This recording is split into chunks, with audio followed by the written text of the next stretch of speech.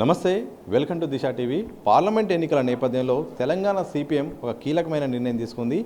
ఎన్నికల్లో పోటీ చేసే అభ్యర్థిగా జహంగీర్ను ప్రకటిస్తూ కూడా నిర్ణయం తీసుకుంది. ప్రస్తుతం భువనగిరి అభ్యర్థి ఎండి జహంగీర్ ప్రస్తుతం మనతో ఉన్నారు. వారి యొక్క నేపథ్యం అలాగే ఎలా ముందుకెళ్ళబోతున్నారో తెలుసుకుందాం.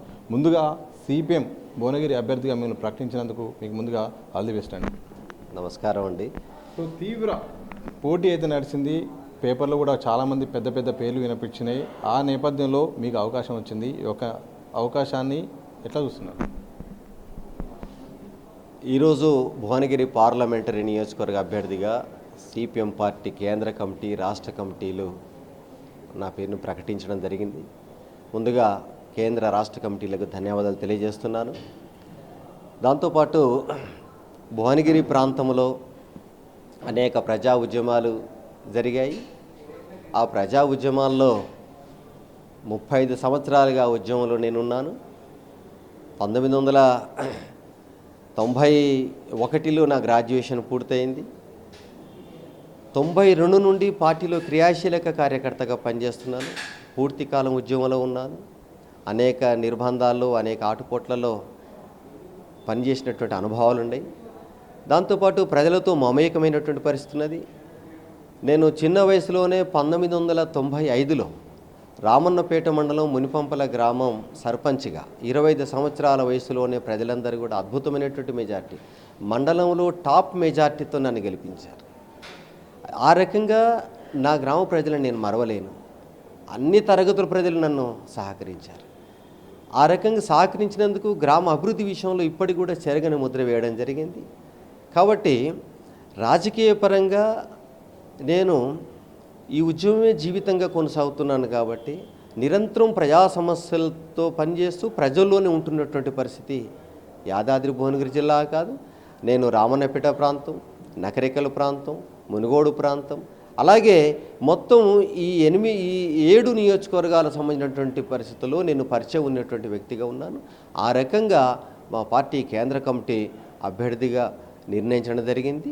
కాబట్టి ప్రజలందరూ కూడా భువనగిరి పార్లమెంటు నుంచి పార్లమెంటులో వాయిస్ ఇవ్వడం కోసం, మీరు తెలుసు చాలామంది కూడా శతకోటీశ్వరులు ఎన్నికల్లో పోటీ చేస్తున్నారు. చాలా పేర్లు ముందుకు వస్తూ ఉన్నాయి. రాజకీయ నేపథ్యం చాలా తక్కువ, వారికి పోరాట అనుభవాలు తక్కువ. ఏనాడు జైలుకు పోయిన పరిస్థితి లేదు, ఏనాడు లాఠీ దెబ్బలు తిన్న పరిస్థితి లేదు, ఏనాడు ఒక ఉద్యమాన్ని నడిపినటువంటి పరిస్థితి లేదు. అందుకే పోరాడేవాడి చేతికి ఆయుధాన్ని ఇవ్వాలని చెప్పని చెప్తున్నాం మేము. ఎందుకంటే పోరాడే శక్తి ఉన్నది. కానీ ఒక పార్లమెంటరీ పదవి మరింత పోరాటాలు చేయొచ్చు, ప్రజలని మరింత ముందుకు తీసుకురావడానికి అవకాశం ఉన్నటువంటి అవకాశం. కానీ ఈనాడు మొత్తం పార్లమెంట్లో 306 మంది శతకోటీశ్వరులు ఉన్నారు. వాళ్ళు ఏం మాట్లాడుతున్నారు? ప్రశ్న అడుగుతాను. జహంగీర్ గారు రాజకీయ పరిస్థితులు మారాయి, డబ్బు ప్రభావం బాగా పెరిగిపోయింది. కోట్లు ఖర్చు పెడితే తప్ప కూడా పోటీ చేసి గెలిచే పరిస్థితి కూడా లేని పరిస్థితి, ఓటుకు డబ్బులు ఇచ్చి కూడా. ఈ నేపథ్యంలో ప్రధాన పార్టీలను ఢీకొని ఎట్లా ముందుకెళ్ళబోతున్నారు? డబ్బు పూర్తిగా పనిచేస్తని చెప్పి నేను అనుకోవట్లేదు. ఎందుకంటే డబ్బే పనిచేస్తే ఈనాడు కోటీశ్వరులే గెలవాలి. కానీ ప్రజల్లో ఉంటూ ప్రజలతో సంబంధాలు గెలిచినటువంటి వాళ్ళు చాలామంది గెలిచారు. అయితే ఇప్పుడున్నటువంటి పరిస్థితుల్లో ప్రజలది తప్పు కాదు, ప్రజలకు డబ్బును అలవాటు చేసినటువంటి పెట్టుబడిదారీ బూర్జువా పార్టీలది తప్పు. వాస్తవంగా మీరు చూడండి, 25 ఏళ్ళు 30 సంవత్సరాల క్రితం డబ్బులు ఎవరు అడగకుండానే ప్రజలు ఓటేశారు.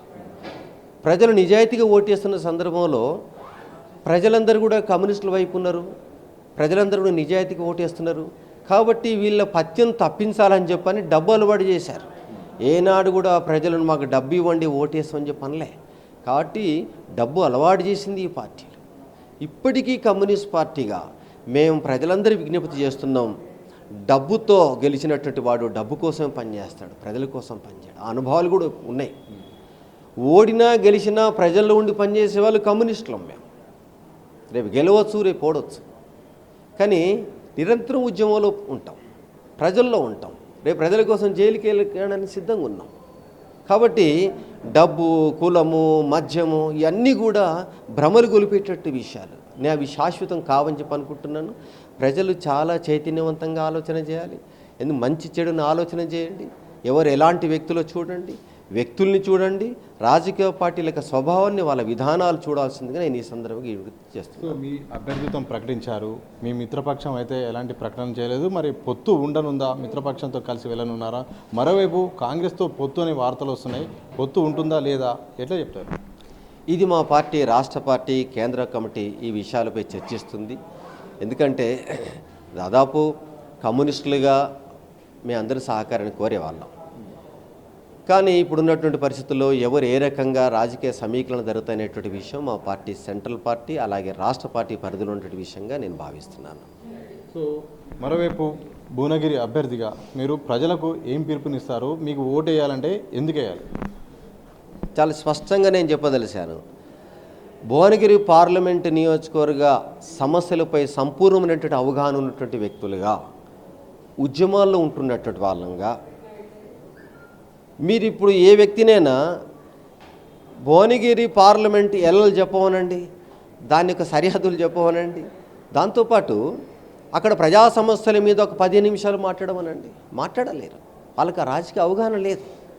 ఉద్యమాలే జీవితంగా పనిచేస్తున్నాం. మమ్మల్ని గెలిపిస్తే, మాకు పోరాడుతున్నటువంటి మాకు ఒక ఆయుధాన్ని ఇస్తే మరింత బాగా పోరాడగలుగుతాం, ప్రజల పక్షాన పోరాడగలుగుతాం, ప్రతిపక్ష పాత్ర పోషించగలుగుతాం. అందుకే సాగునీటి సమస్య మీద మాకు అవగాహన ఉంది, త్రాగునీరు సమస్య మీద ఉంది, విద్య, వైద్యం ఈ ప్రాంతంలో పడికేసింది. మీరు చూడండి, ఉపాధి సమస్య చాలా కీలకంగా ఉంది. అలాగే పరిశ్రమల కాలుష్యం ఉంది, మూసి కాలుష్యం ఉంది. ఈ ప్రాంతంలో అనేక సమస్యలు ఉన్నాయి. ఏనాడు కూడా పార్లమెంట్లో ఒక సమస్య మీద మాట్లాడింది లేదు ఈ ప్రాంతం ప్రజాప్రతినిధులు. కాబట్టి మేము మాట్లాడగలుగుతాం, పోరాడగలుగుతాం, మాకు ఆ ధైర్యం ఉన్నది. ప్రజల్లో ఉంటున్నాం. కమ్యూనిస్టులు అంటే, కమ్యూనిస్టుల త్యాగాలంటే ప్రజలకు తెలుసు, కమ్యూనిస్టుల కష్టం తెలుసు. దాంతోపాటు కమ్యూనిస్టుల యొక్క పోరాట ఫలితాన్ని కూడా ఇప్పటికి ప్రజలు అనుభవిస్తున్నారు. లక్షల ఎకరాల భూములు పంచినటువంటి చరిత్ర కమ్యూనిస్ట్ పార్టీది. వెట్టి నుంచి విముక్తి చేసింది కమ్యూనిస్ట్ పార్టీ, తలెత్తుకు నిలబడే విధంగా చేసింది కమ్యూనిస్ట్ పార్టీ. కాబట్టి సగర్వంగా మా ప్రజలకు ఓటు అడిగే హక్కు మాకుందని చెప్పి ఈ సందర్భంగా తెలియజేస్తున్నాను. Thank you very much. ఇది మొత్తంగా సిపిఎం భువనగిరి అభ్యర్థి జహంగీర్ గారు ప్రధానంగా చెప్తుంది. సో భువనగిరి ప్రజల సమస్యల పట్ల పూర్తిగా అవగాహన ఉంది, ప్రజా ఉద్యమంలో కీలకంగా ఉన్నాను, తప్పకుండా గెలిపించాల్సిన అవసరం కూడా ఉందని కూడా వారు స్పష్టం చేసిన సంగతి తెలుసుకోవచ్చు. కెనపర్ సంభాషణతో సతీష్ దిశ టీవీ, హైదరాబాద్.